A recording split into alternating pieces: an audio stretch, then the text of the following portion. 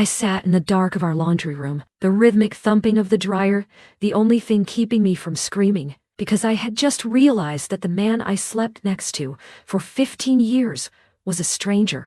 My hands were shaking as I stared at the screen of my tablet, the glow illuminating the PDF bank statements that told a story of betrayal I wasn't prepared to read. $50,000, the entire future we had meticulously built for our 2 daughters, had vanished in a series of silent, calculated transfers over the last 6 months.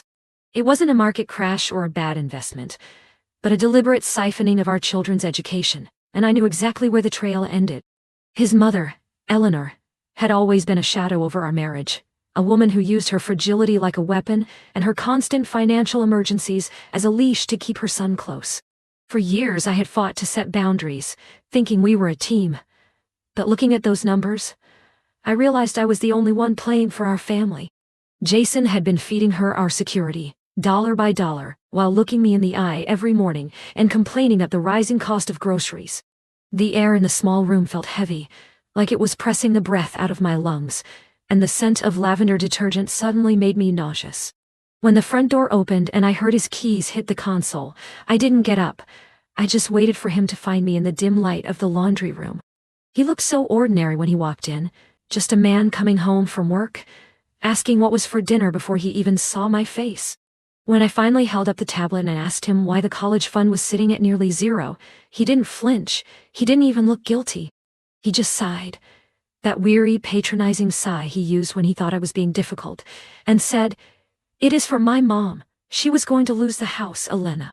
Coldness in his voice was what broke the last string holding me to him, because there was no apology, no recognition of the fact that he had stolen from his own children to satisfy a woman who had never given him anything but grief. He told me I was being selfish for bringing up money when his mother was in distress. And then he started packing a bag, saying he was going to spend the week at her place, because he couldn't deal with my negativity. As I watched him drive away, the taillights disappearing down the street, the shock didn't turn into tears. It turned into a very sharp, very quiet clarity. He thought he was leaving me to stew in my anger, that he was actually giving me the window of time I needed to dismantle the life he thought he was entitled to. The next morning I was at the bank the moment the doors opened, showing the manager the joint account paperwork and the evidence of the unauthorized transfers from the trust. Because he had moved the money through our shared secondary account, I had the legal standing to move what was left, and I didn't stop at the $50,000 he had stolen. I emptied every cent of our shared savings, our rainy day fund, and the checking account, moving it to a private account he couldn't touch. Then I called a moving company, one of those services that handles everything from packing to transport, and I told them I needed the house cleared by Friday. It is a strange feeling to watch your life being wrapped in bubble wrap and tucked into cardboard boxes, seeing the sofa where we watched movies, and the dining table where we had 1,000 dinners being carried out the door. I left only the items that were strictly his clothes, his trophies from high school, and a single folding chair in the middle of the living room.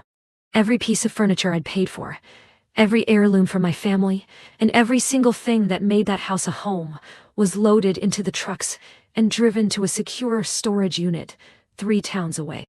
By Wednesday, I was sitting in my lawyer's office, signing the divorce papers with a hand that was finally steady, feeling a sense of relief that was almost physical.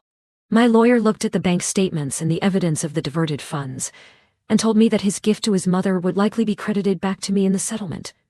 But I didn't even care about the future math. I cared about the present reality of him coming back to a shell of a life, a ghost of a home that reflected exactly what he had done to our family's foundation. On the final night, I walked through the empty rooms, my footsteps echoing against the hardwood floors that used to be covered in rugs and toys. The house felt huge and hollow, no longer a sanctuary but just a building made of wood and glass that held too many lies. I left the divorce papers on the kitchen counter, weighted down by his house key, right where he would see them the moment he walked in. I took my daughters to my sister's house, telling them we were going on a little adventure, and I turned off my phone, letting the silence of the night swallow the person I used to be. When he finally returned on Sunday evening, the messages started flooding in, first confused, then demanding, and finally desperate as he realized the magnitude of the void I had left behind. He had nothing left but his mother's demands and an empty house with no bed to sleep in, no food in the cupboards, and no wife to manage his life. I didn't reply to any of them, Instead, I sat on the balcony of my new small apartment, watching the moon and thinking about how $50,000 was a high price to pay. But it was worth every penny to finally see the truth. I am rebuilding the college fund now, dollar by dollar. But this time the foundation is made of something much stronger than the promises of a man who didn't know the value of what he had until it was gone. The silence from my phone was a balm, a stark contrast to the storm raging inside Jason. I could almost picture him, standing in the barren living room, the divorce papers a stark white flag against the emptiness. He probably called his mother first, the woman for whom he'd sacrificed everything, only to find her usual stream of complaints and no real solutions. I knew her well enough to know she wouldn't offer him a place to stay, not when it inconvenienced her. He was alone, truly alone, for the first time in his adult life. The girls, bless their resilient hearts, adapted to my sister Sarah's house with remarkable ease. They thought it was a fun sleepover, a temporary adventure. I watched them play, their laughter echoing through Sarah's cozy living room, and a pang of guilt shot through me. They didn't know the full extent of their father's betrayal, and I wasn't ready to burden them with it. Not yet. I would tell them eventually, when they were older, when they could understand the complexities of adult mistakes without losing their innocent faith in the world. For now, they deserved this bubble of normalcy. Sarah, ever the pragmatist, had been a rock. She didn't judge, she just listened, her hand squeezing mine as I recounted the meticulous dismantling of my old life. She helped me set up a new bank account, found a suitable, affordable apartment for me and the girls, and even helped me sort through the boxes at the storage unit, deciding what to keep and what to let go of. "It is a fresh start, Elena," she'd said, her voice gentle but firm. "And you deserve a good one." The first few weeks were a blur of logistics and paperwork. Enrolling the girls in a new school, finding a new pediatrician, changing my mailing address. Each task was a small victory, a step further away from the life I'd shared with Jason. I even went back to my old job, picking up shifts at the local library, the familiar scent of books a comforting embrace. It wasn't much, but it was mine. And the extra income was slowly, steadily, rebuilding what he had stolen. Every dollar earned felt like a defiance, a silent scream against his quiet theft. One afternoon, while sorting through some old photo albums at Sarah's, I stumbled upon pictures of Jason and me from our early days. We were so young, so full of hope, our eyes bright with a future we thought we were building together. I remembered the dreams we'd shared, the promises whispered under starlit skies. A wave of sadness washed over me, not for the loss of him, but for the loss of that naive, hopeful version of myself. I had loved him, truly and deeply, and that love had been used against me. It was a bitter pill to swallow. The legal proceedings were surprisingly straightforward. Jason didn't contest the divorce. He had nothing to fight for, no moral ground to stand on. His lawyer, a tired-looking man who seemed to have seen it all, mostly just nodded as my lawyer presented the evidence. The judge, a no-nonsense woman with kind eyes, ruled in my favor on almost every count.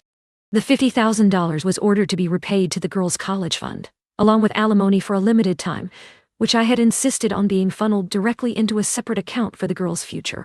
I didn't want a penny of his money for myself. I only wanted justice for my daughters. Jason made one attempt to contact me, a tearful, rambling voicemail left on Sarah's phone. He said he was sorry, that he had made a mistake, that he missed us. He even brought up the girls, saying they deserved to have their father. His voice cracked with what sounded like genuine despair, but it was too late. The words felt hollow, a desperate plea from a man who had lost everything because he valued his toxic mother over his own family. I listened to it once, then deleted it without a second thought. There was no going back. The bridge had been burned, brick by painstaking brick, by his own actions. Life in the new apartment was quiet, peaceful even. It was smaller than our old house, but it was filled with a different kind of warmth, one built on resilience and new beginnings. The girls quickly made new friends at school, their laughter filling the once empty rooms. I started taking evening classes at the community college, something I'd always wanted to do but never had the time for. It was a small step, a way of reclaiming parts of myself that had been lost in the shadow of Jason's deceit. One evening, as I tucked my youngest daughter, Lily, into bed, she asked, "Mommy, will Daddy ever come back?" My heart ached, but I knew I had to be honest, in a way she could understand. "Daddy made some choices, sweetie. that weren't good for our family. And sometimes when people make choices like that, it means they can't be part of our home anymore. But you have me, and Aunt Sarah, and so many people who love you very, very much." She nodded, a tiny frown on her face, but then snuggled closer, her small hand clutching mine. As I lay in my own bed later that night, staring at the unfamiliar ceiling, I realized something profound. Jason's betrayal had been devastating, a wound that went deep. But it had also been a catalyst, a brutal awakening that forced me to see the truth and reclaim my agency. He'd had taken $50,000, but in doing so, he had inadvertently given me something far more valuable: my freedom, my self-respect, and a chance to build a life for my daughters that was truly stable, truly honest, and truly mine. The future was still uncertain, still challenging, but it was also full of possibility. I was no longer a woman defined by her husband's choices, but a woman standing on her own, stronger and more determined than ever. The quiet hum of the city outside my window was a gentle reminder that life moved on, even after the loudest storms. And for the first time in a very long time, I felt like I was finally home, even in a place that was still quite new. The transition from being a wife to being a ghost in my own history happened in the span of a single afternoon. And honestly, the silence that followed was more deafening than the confrontation itself. I spent the next month living in a state of hypervigilance, waiting for the other shoe to drop, waiting for Jason to realize that he couldn't just mom his way out of the legal nightmare I had orchestrated. I kept a burner phone I'd bought for the transition in my kitchen drawer, and every few days, I would check the blocked messages. He went through the classic stages of grief, but filtered through the lens of a narcissist. First, it was the "how could you" phase, where he accused me of being a thief for taking the money he had already stolen from our children. Then came the "I am worried about the girls" phase, which was particularly insulting considering he hadn't asked about their actual well-being once, only using them as a bargaining chip to get me to talk. The most chilling part was a photo he sent from a neighbor's phone of the empty living room. It was taken at night, the shadows long and jagged against the white walls where our family photos used to hang. He didn't write a caption, but he didn't have to. It was a visual representation of the void he had created, only he was trying to blame me for the vacuum. My lawyer, a woman named Diane who had the temperament of a seasoned surgeon, called me into her office 6 weeks after the vanished funds incident. She slid a folder across the mahogany desk, and for a moment, I was afraid to open it. "He's trying to claim mental distress," Diane said, her voice dry as parchment. "He's also attempting to argue that the $50,000 was a family loan that Eleanor intended to pay back. But unfortunately for him, Eleanor's bank records show she immediately spent $12,000 of it on a vintage Mercedes restoration for her live-in boyfriend. Not exactly a housing emergency." I felt a cold, sharp laugh bubble up in my chest. All those nights I stayed up worrying about her eviction, and she was busy buffing the chrome on a car that cost more than my first 2 years of college. The betrayal had layers, like an onion made of glass. The deposition was the first time I saw him in person since that night in the laundry room. Jason looked smaller. His shirt wasn't ironed, and he had that grayish tint to his skin that people get when they realize their safety net has been shredded. He tried to catch my eye, to give me that "we can fix this" look he'd used 1,000 times after forgetting an anniversary or overspending on a hobby. I looked through him like he was a pane of glass. When it was his turn to speak, he crumbled. He couldn't explain why he didn't tell me about the transfers. He couldn't explain why he thought his mother's boyfriend's car was more important than Lily's tuition. He just kept repeating, "She is my mother," as if that phrase was a magical incantation that dissolved all moral and legal debt. In the end, the court didn't just order the repayment. Because I had documented every cent and moved the remaining assets legally before the filing was served, the judge saw his actions as dissipation of marital assets. It is a dry legal term that basically means he burned the house down and tried to claim the insurance. He was ordered to pay back the full amount, plus my legal fees, and his share of the house sale, the house he was currently sitting in alone, would be garnished until the college fund was whole again. The day the movers brought the last of our shared life into my new place, I found a small box I hadn't noticed before. Inside was the ceramic piggy bank Lily had made in kindergarten. It was empty, of course. Jason had probably cleaned that out too, for gas money to go visit Eleanor. I sat on the floor of my new sun-drenched living room and held that painted clay pig, and I finally cried. Not for the man, not for the money, but for the sheer exhaustion of having to be the only adult in a room for 15 years. I'm standing in the kitchen now, making tea in a pot that he never liked. The girls are in the next room, arguing over a board game, their voices bright and loud and safe. Jason is living in a studio apartment above a garage now, still complaining to anyone who will listen about how his crazy ex-wife took everything. He still doesn't get it. I didn't take everything. I just stopped him from taking anything else. I've started a new folder on my laptop. It isn't for bank statements or divorce decrees. It is for travel brochures and university applications.